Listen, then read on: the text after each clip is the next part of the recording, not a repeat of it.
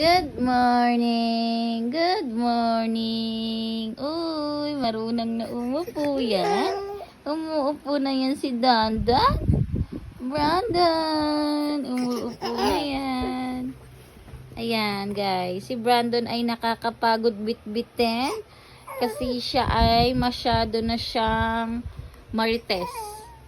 Gusto niya lagi kausap siya. Gusto niya lagi nilalaro siya. Kaya ayan, nilagay ko siya rito sa sopa. Yan yung sopa namin dito sa kwarto. At yun, plakda ang daddy. At ayan si Brandon. Diyan ka lang. Diyan ka lang. Guys, pilit niyang inaabot yung kape ko.